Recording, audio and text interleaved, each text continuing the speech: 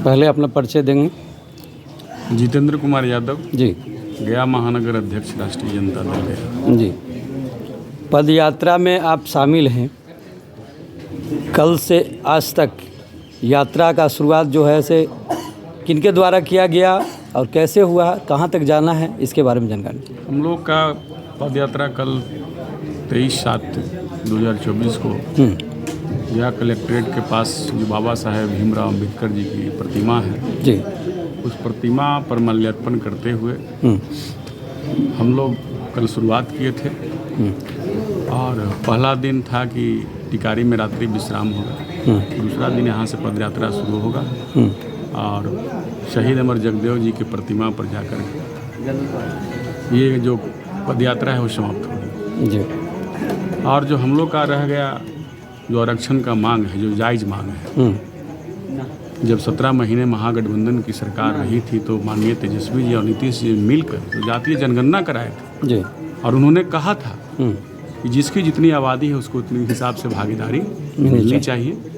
और ये बिल्कुल सही बात है कि जिसका जो आबादी है उस हिसाब से भागीदारी मिलनी चाहिए, तभी समाज में समानता और एकजुटता आएगा। तो नीतीश बाबू जातीय जनगणना कराकर सरकार में आरक्षण को लागू भी कर दिए। लेकिन भाजपा सरकार जो मोदी सरकार है, जिसका एजेंडा है कि दलित अति पिछड़ा और पिछड़े लोग को दबा करके रखना है, क्रश करना है, सिर्फ बोलते हैं कि सबका विकास सबका साथ जी। साथ तो सबका ले लेते हैं लेकिन विकास सबका नहीं करते। वहाँ पे भेदभाव करने का काम करते हैं और किसी न किसी कानूनी पचड़ा में बुझा करके जो हक और अधिकार है अति पिछड़ा और दलित का, उस अधिकार से वंचित करने का इन्होंने काम किया। आज़ादी से आज तक इन लोग का साजिश है। जो मनुवाद का लोग हैं, जो सामंती सोच वाले लोग हैं कि दलित पिछड़ा का बेटा साथ बगल में नहीं बैठे, ऊंची ओहदा पर नहीं जाए, ये साजिश है। तो हम लोग दलित पिछड़ा और पिछड़ा के लोग से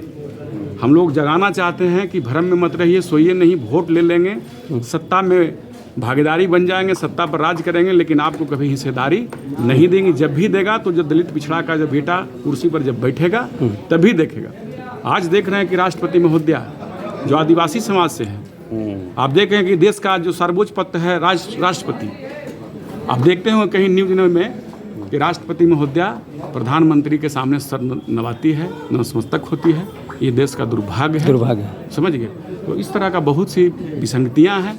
तो हम लोग सरकार से कुछ नहीं, सरकार सुनने वाली नहीं है, लेकिन हम लोग चाहते हैं कि जो गांव का आबादी है, जो भोले भाले लोग हैं, उन लोग के झांसे में आ जाते हैं। तो हम लोग पद यात्रा के माध्यम से गांव जगा करके जो अपना अधिकार है उसको हासिल करने का हम लोग सोच रहे कि अपना लड़ करके अधिकार लीजिए। जब तक लड़िएगा नहीं, आप लोग का अधिकार मिलने वाला नहीं है।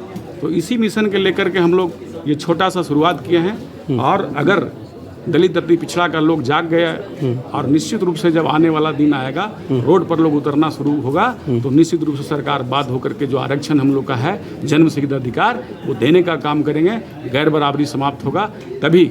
अभी कहाँ का ये कानून है कि अगर आप 4 रोटी खाने वाले लोग हैं और 2 रोटी खाने वाले लोग हैं, जो 4 रोटी खाएगा वो तंदुरुस्त होगा कि 2 रोटी खाएगा वो तंदुरुस्त होगा, ठीक है। तो इस बराबरी के लिए आरक्षण जरूरी है। जिस दिन बराबरी होगा आरक्षण समाप्त कर दिया, कोई दिक्कत नहीं है। लेकिन बराबरी में लाने के लिए अगर बात करते हैं ईमानदारी से, तो ये काम को करना पड़ेगा। और हम लोग सरकार से नहीं, आवाम से और सरकार को आगाह करते हैं कि जिस दिन अब जाग गया उस दिन आपको आरक्षण लागू करना पड़ेगा।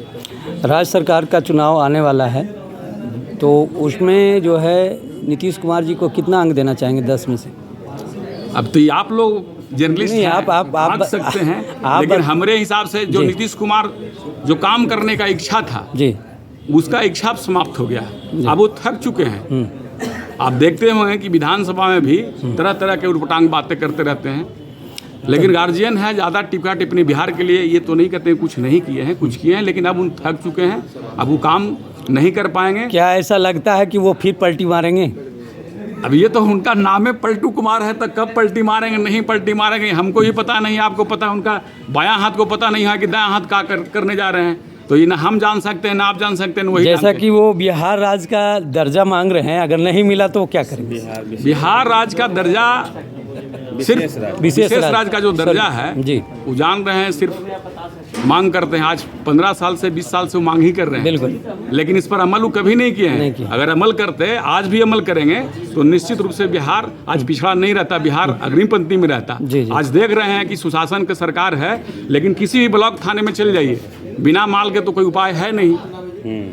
चलिए आगे तो ये जानते बहुत हैं, और बड़ा हमारे मुद्दा साथ मौजूद हैं एक नेता विनोद जी, तो इनसे हम जानकारी लेंगे कि इनका क्या सोच है और ये क्या कहना चाहेंगे। सर देखिए, ये देश जो है गांधी जी का देश है, और यहाँ गांधी जी आंदोलन करके लोग को जगाने और बताने का काम किए हैं। हम लोग भी पद यात्रा करके लोग को जगाना चाहते हैं कि 65% हमारा जो आरक्षण है ये जायज़ है। इसको जो हाई कोर्ट ने निरस्त किया है ये बहुत ही गलत किया है। इसको पुनः जो है से हम लोग बहाल करने का मांग कर रहे हैं। पद यात्रा के माध्यम से हम लोग मांग कर रहे हैं कि ये 65% जो प्राइवेट नौकरियां हैं उसमें भी आरक्षण हो।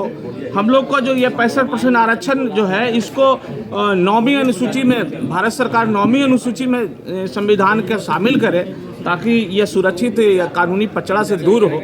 यही हम लोग मांग कर रहे हैं। यही इसी के माध्यम से हम लोग जो है कि गया अम्बेडकर पार्क से पैदल चल करके केवाली, कोसमा, पंचानपुर होते हुए टेकारी रात्रि विश्राम था। यहाँ से आज हम लोग कुर्था के लिए रवाना होंगे, मऊ, मानिकपुर होते हुए, और वहाँ जगदेव बाबू के प्रतिमा पर, चूँकि जगदेव बाबू का जो नारा था 100 में 90 शोषित है, शोषित ने ललकारा है धन धरती और राजपाट में 90 भाग हमारा है, तो हम लोग उनसे प्रेरणा लेने के लिए उनके प्रतिमा पर हम लोग माल्यार्पण करेंगे और सभा को समाप्त करेंगे।